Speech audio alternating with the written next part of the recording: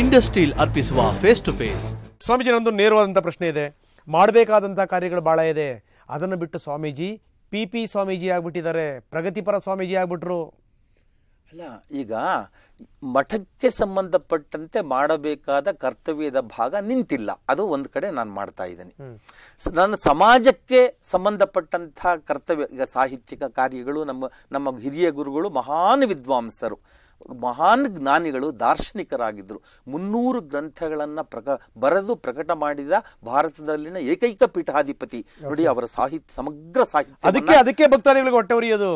ಇದನ್ನು ಮಾಡ್ರಿ ಅಂತಂತಂದ್ರೆ ನಮ್ಮ ಸ್ವಾಮಿಗಳು ಲೋಕದ ಡೊಂಕು ತಿದ್ದಕ್ಕೆ ಹೋಗ್ತಾರೆ ನೋಡಿ. ಯಾಕೆ ಎಕ್ಸಾಂಪಲ್ ಸ್ವಾಮೀಜಿ, ನಾನು ಯಾಕೆ ಎಕ್ಸಾಂಪಲ್ ಕೊಡ್ತಾ ಇದ್ದೀನಿ ಅಂತಂದ್ರೆ, ಒಂದು ಉದಾಹರಣೆ ಇಂಥ ಸಂದರ್ಭದಲ್ಲಿ ಕೊಡಬೇಕೋ ಬೇಡವೋ ಗೊತ್ತಿಲ್ಲ, ಅದನ್ನು ನಾನು ಕೊಡಲೇಬೇಕು.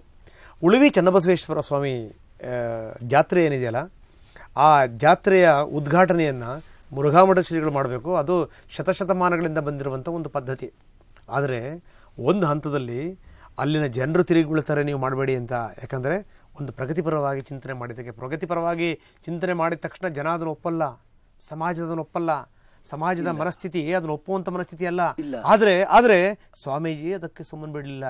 ಬೇರೆ ಬೇರೆ ಮಠಗಳನ್ನ ಶುರು ಮಾಡಿದ್ರು, ಹಿಂದುಳಿದ ವರ್ಗದ ಮಠಗಳಾದವು. ನಂತರ ಸ್ವಾಮೀಜಿಯವರು ಸಿಕ್ಕಿದ್ದೇನು? ಒಂದಷ್ಟು ಸಾಲದ ಹೊರೆ, ಒಂದಷ್ಟು ಕೆಟ್ಟ ಹೆಸರು. ಅದೇ ಮಾರ್ಗದಲ್ಲಿ ನಿಡುಮಾಮಿಡಿ ಶ್ರೀಗಳು ಹೋಗ್ತಾರೆ. ಈಗ ಯಾರ ಪರವಾಗಿ ಡಂಗೂರ ಬಾರಿಸ್ತಾ ಇದ್ದಾರಲ್ಲ ನಿಡುಮಾಮಿಡಿ ಶ್ರೀಗಳು, ಅವರಿಂದ ಏನು ಸಿಕ್ಕಲ್ಲ, ಕೆಟ್ಟ ಹೆಸರು ಮಾತ್ರ ಸಿಗುತ್ತೆ ನಿಡುಮಾಮಿಡಿ ಶ್ರೀಗಳಿಗೆ. ಇದು ಭಕ್ತರ ಆತಂಕ. ಇಲ್ಲಿ 2 ಪ್ರಶ್ನೆಗಳು ಮುಖ್ಯವಾಗಿ ನಾನು ಗ್ರಹಿಸಿದೆ. ಮೊದಲನೇದೇನು ಅಂತ ಹೇಳಿದರೆ, ನಾನು ಹೇಳೋದು ಪರಿವರ್ತನೆ. ಒಂದು ಸಮುದಾಯಗಳು, ಸಮಾಜಗಳು ಒಂದು ಸ್ಥಾಪಿತ ನಂಬಿಕೆಯಲ್ಲಿ ಅವು ನಡ್ಕೊಂಡು ಬಂದಿರ್ತವೆ. ಸ್ವಲ್ಪ ಭಿನ್ನವಾದಂಥ ಚಿಂತನೆ, ಆಚರಣೆಗಳಿಗೆ ಒತ್ತಾಯ ಬಂದಾಗ, ವಿಚಾರಗಳು ಪ್ರಸ್ತಾಪ ಆದಾಗ ಸ್ವಲ್ಪ ಗೊಂದಲ, ಗಲಿಬಿಲಿ ಉಂಟಾಗ್ತಕ್ಕಂಥದ್ದು ಸಹಜ. ಆದರೆ ನನಗೆ ನಂಬಿಕೆ ಇದೆ, ಜನರು ಪರಿವರ್ತನೆಗೆ ಯಾವತ್ತೂ ವಿರೋಧ ಆಗೋದಿಲ್ಲ. ಪರಿವರ್ತನೆ ಸಕಾರಾತ್ಮಕವಾಗಿದ್ದರೆ ಅದರಿಂದ ಸಮಾಜಕ್ಕೆ ಒಳಿತಾಗುತ್ತೆ ಅಂತ ಹೇಳಿದರೆ ಖಂಡಿತ ಸಮುದಾಯಗಳು, ಜನಗಳು ಅದನ್ನು ಒಪ್ಕೊಳ್ತಾರೆ. ಪರಿವರ್ತನೆಗೆ, ಬದಲಾವಣೆಗೆ ವಿರೋಧಿಗಳಾಗತಕ್ಕಂಥವರೇ ಅಧಿಕಾರಸ್ಥರು. ಆಗ ನೋಡಿದರೆ ಇವರೇ ಪರಿವರ್ತನೆಗೆ ಪ್ರಬಲ ಅಡಚಣೆ ಅಂತ ಹೇಳಿದರೆ ಅಧಿಕಾರಸ್ಥರೇ ಅಂತ ನಾನು ಭಾವಿಸ್ಕೊಂಡೆ. ಒಂದನೇ ಅಂಶ. ಎರಡನೇ ಅಂಶ ಅಂತ ಹೇಳಿದರೆ, ನಾನು ಹೇಳೋದು ಯಾವ ಪ್ರತಿಫಲಾಪೇಕ್ಷೆ ಇಲ್ಲದೆ ನಾನು ಶೋಷಿತ ಜನರ ಅದನ್ನೊಂದು ಸೇವೆಯ ಭಾಗವಾಗಿ ನಾನು ಮಾಡ್ತಿದ್ದೀನಿ, ಅಂತಃಕರಣದಿಂದ ಮಾಡ್ತಿದ್ದೀನಿ. ಹಾಗಾಗಿ ನನಗೆ ಪ್ರತಿಫಲಾಪೇಕ್ಷೆ ಇಲ್ಲ. ಇರೋವರೆಗೂ ನನ್ನ ಮಾನವೀಯ ಮಿತಿಯಲ್ಲಿ ನಾನು ಅವ್ರಿಗೇನು ಮಾಡಬಹುದು ನನ್ನಿಂದಾದ್ದು ಅಂತ ಹೇಳಿ ನಾವು ಮಾಡ್ತಿದ್ದೀವಿ. ಲಾಭ ನಷ್ಟ ಮತ್ತೊಂದು ಇನ್ನೊಂದು ಅಂತ ಆಮೇಲೆ ಅವ್ರು ಕೈ ಬಿಡ್ತಾ ಅವರಿಂದ ಕೆಟ್ಟ ನನ್ಗೆ ಯಾಕೆ ಬರಬೇಕು?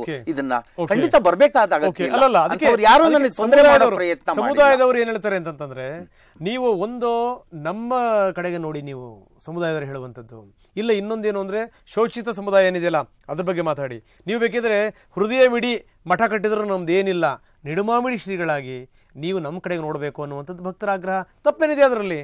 ನಾನು ಆ ಪೀಠಕ್ಕಾಗಲಿ, ಆ ಪೀಠವನ್ನು ಆಶ್ರಯಿಸಿದಂಥ ಸಮಾಜಕ್ಕಾಗಲಿ, ಇದು 18 ಪಣಕಟ್ಟಿನ ಪೀಠ. ಇದು 18 ಸಮುದಾಯಗಳಿಗೆ ಗುರುಸ್ಥಾನದಲ್ಲಿರುವ ಪೀಠ. ನಾವು ಮರಿಬಾರದು. ಮೂಲ ಸೂತ್ರ ಅದು. 18 ಸಮುದಾಯಗಳಿಗೆ ಗುರುಪೀಠ. ಅಲ್ಲಿ ದಲಿತರಿಗೂ ಕೂಡ ಲಿಂಗ ಧಾರಣೆ ಮಾಡಿ ಆ ದಲಿತರಿಗೂ ಕೂಡ ಸಾಮಾಜಿಕ ಮನ್ನಣೆಗೆ ಕೊಡಲಿಕ್ಕೆ 11ನೇ ಶತಮಾನದಲ್ಲಿ ಪ್ರಯತ್ನ ಪಟ್ಟಂತ ದೊಡ್ಡ ಪೀಠ ಇದು. 12ನೇ ಶತಮಾನದಲ್ಲಿ ಹೆಳವರ ಗುರು ನಿಡುಮಾಮಿಡಿ ಶ್ರೀ ಅಂತ ಶಾಸನದಲ್ಲಿ ಬರುತ್ತೆ. ಮೊದಲಿನಿಂದಲೂ ಕೂಡ ತಳ ಸಮುದಾಯಗಳ ಬಗ್ಗೆ ಈ ಪೀಠ ಅಂತಃಕರಣ ತೋರ್ಕೊಂಡು ಬಂದಿದೆ. ಶೂದ್ರ ಏನು ಹಿಂದುಳಿದ ವರ್ಗದ ಸಮುದಾಯಗಳಿಗೆ, ಅಸ್ಪೃಶ್ಯ ಸಮುದಾಯಗಳ ಬಗ್ಗೆ ವಿಶೇಷವಾದ ಕಾಳಜಿಯನ್ನು ತೋರಿದೆ. ಅವರ ಸಾಮಾಜಿಕ ಧಾರ್ಮಿಕ ಉನ್ನತಿಗೆ ಶ್ರಮಿಸಿದಂತ ಪೀಠ. ಆ ಗುರು ಪರಂಪರೆ ನಾನು ಮುಂದುವರಿಸ್ತಾ ಇದ್ದೇನೆ ವಿನಃ ಖಂಡಿತ ನಾನು ಯಾವತ್ತೂ ಈ ಪೀಠಕ್ಕೆ, ಆ ಭಕ್ತರ ತತ್ವಕ್ಕೆ, ನಂಬಿಕೆಗೆ ನಾನು ಯಾವತ್ತೂ ವಂಚನೆ ಮಾಡಿಲ್ಲ.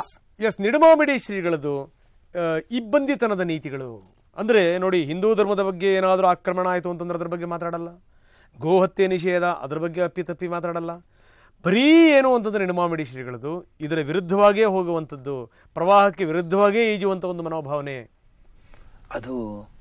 ಅದು ಹೇಗೋ ಕೆಲವು ತಪ್ಪು ಕಲ್ಪನೆಗಳು ಕೆಲವೊಮ್ಮೆ ಬಂದ್ಬಿಡುತ್ತೇನೋ ಅಂತ ಅನಿಸುತ್ತೆ. ಬಹುಶಃ ನಾನು ಮನವರಿಕೆ ಮಾಡಿಕೊಡೋದರಲ್ಲಿ ಬಹುಶಃ ನಾನೇ ವಿಫಲನಾಗಿದ್ದೇನೋ ಅಂತ ಅನಿಸ್ತದೆ, ಅಥವಾ ನನ್ನಲ್ಲೇ ಕೊರತೆ ಇರಬಹುದೇನೋ ಅಂತ ಅನಿಸ್ತದೆ. ಆದರೆ ಯಾವ ಧರ್ಮದ ಬಗ್ಗೆಯೂ ನಿಜವಾಗ್ಲೂ ನನಗೆ ಪೂರ್ವಗ್ರಹ ಭಾವನೆಗಳಿಲ್ಲ. ಯಾಕೆ ಹಿಂದೂ ಧರ್ಮ ನಮ್ಮ ಧರ್ಮ ಅಲ್ವಾ? ಯಾವ ಧರ್ಮವನ್ನು ನಾನು ವ್ಯಕ್ತಿಗತವಾಗಿ ಅಸಹನೆಯಿಂದ ಕಾಣುವಂಥ ಪ್ರಶ್ನೆ ಇಲ್ಲವೇ ಇಲ್ಲ. ಆದರೆ ನನ್ನದೇನು ಅಂತ ಹೇಳಿದರೆ, ಆ ಧರ್ಮದೊಳಗಿನ ಕಾಲ ಬಾಹಿರವಾದ ಆಚರಣೆಗಳನ್ನು ನಾವು ಬಿಟ್ಕೊಡ್ಬೇಕು, ಒಳ್ಳೆಯದನ್ನ ಉಳಿಸ್ಕೋಬೇಕು, ಕೆಟ್ಟದ್ದನ್ನ ತೆಗೆದ ಹಾಕಬೇಕು ಅಂತ ಹೇಳ್ಬಿಟ್ಟು ಅಷ್ಟು ಬಿಟ್ರೆ. ನಿಡುಮಾಮಿಡಿ ಶ್ರೀಗಳು ಉಳಿದಂತ ಶ್ರೀಗಳ ಬಗ್ಗೆ ಅಂದ್ರೆ ಬೇರೆ ಬೇರೆ ಸ್ವಾಮಿಗಳ ಬಗ್ಗೆ ಕಮೆಂಟ್ ಮಾಡ್ತಾರೆ. ಬೇರೆ ಬೇರೆ ಸ್ವಾಮಿಗಳಿಗೆ ಸಂಸ್ಕಾರ ಇಲ್ಲ, ಅವರಲ್ಲಿ ಏನು ಅಂದ್ರೆ ಕೆಲವೊಂದು ಮಠಗಳಂತೂ ಈ ಮಠಗ ನಡೆಸುವಂತ ಮಠಗಳಾಗೋಗ್ಬಿಟ್ಟಿದೆ ಅಂತ. ಎಲ್ಲಾ ಕ್ಷೇತ್ರಗಳಲ್ಲೂ ಒಳ್ಳೆಯವರು ಇದ್ದಾರೆ, ದಾರಿ ತಪ್ಪಿದವರು ಇದ್ದಾರೆ. ದಾರಿ ತಪ್ಪಿರೋದವರು ನಮ್ಮ ಜನಗಳೇ ಇದ್ದಾರೆ, ಕೆಲವರು ದಾರಿ ತಪ್ಪಿದ್ದಾರೆ. ಎಲ್ಲರೂ ಆ ಕೆಲಸ ಮಾಡಕ್ ಸಾಧ್ಯನಾ? ಎಲ್ಲರೂ ಮಟ್ಕ ದಂಧೆ, ಬಡ್ಡಿ ವ್ಯವಹಾರ ಎಲ್ಲರೂ ಮಾಡೋಕ್ಕಾಗಲ್ಲ.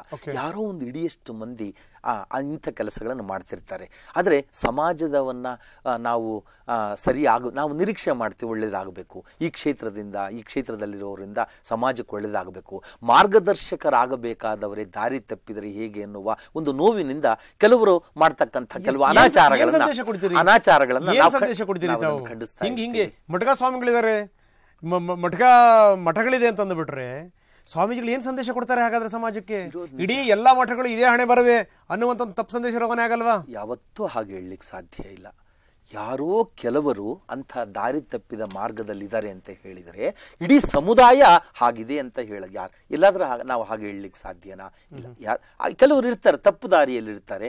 ಅಂಥವರನ್ನ ಉದ್ದೇಶಿಸಿ ಹೇಳುವಾಗ ಇಂಥವರೂ ಇದ್ದಾರೆ ಅಂತಕ್ಕಂಥದ್ದನ್ನ ಸಾಂದರ್ಭಿಕವಾಗಿ ಹೇಳಿ ನಾವು ಮಾಡಿರ್ತೀವಿ ಅಷ್ಟೇ ವಿನಃ ಇಡೀ ಸಮುದಾಯಕ್ಕೆ ಸಂಬಂಧಪಟ್ಟಂಥ ಆರೋಪ ಅದಾಗಿರಲ್ಲ, ಖಂಡಿತ ಆಗಿರಲ್ಲ. ಸೊ ಒಂದು ಕಡೆಗೆ ಈ ಮಠಮಾನ್ಯಗಳು ಒಂದನ್ನು ಹೇಳಲೇಬೇಕು.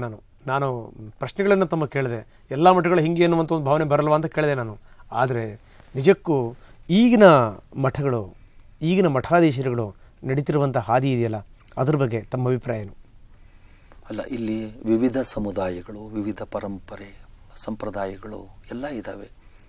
ಜನ ಈಗ ಮಠಾಧೀಶರಿಂದ ಬಯಸ್ತಕ್ಕಂಥ ನಿರೀಕ್ಷೆಗಳು ಭಿನ್ನವಾಗಿವೆ ಮತ್ತು ಜಾಸ್ತಿ ಕೂಡ ಆಗಿವೆ.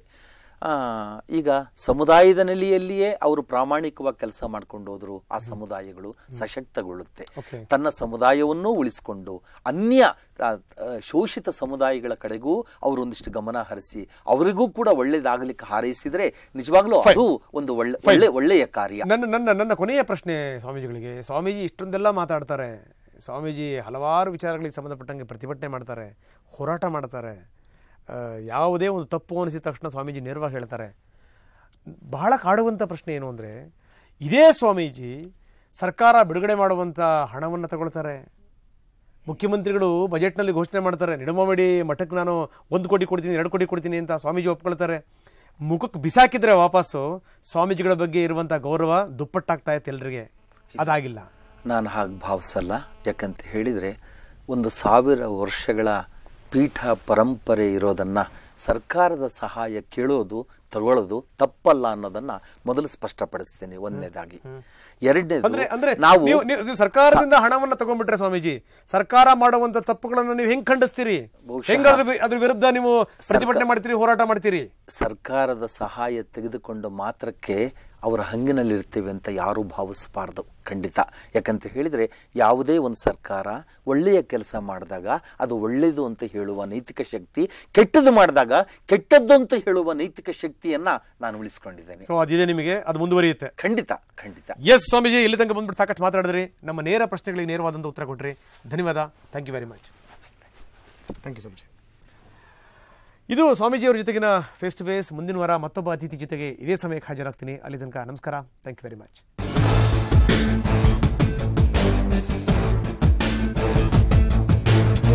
ಈ ಕಾರ್ಯಕ್ರಮದ ಪ್ರಾಯೋಜಕರು Indus steel. Industrial tea, the original.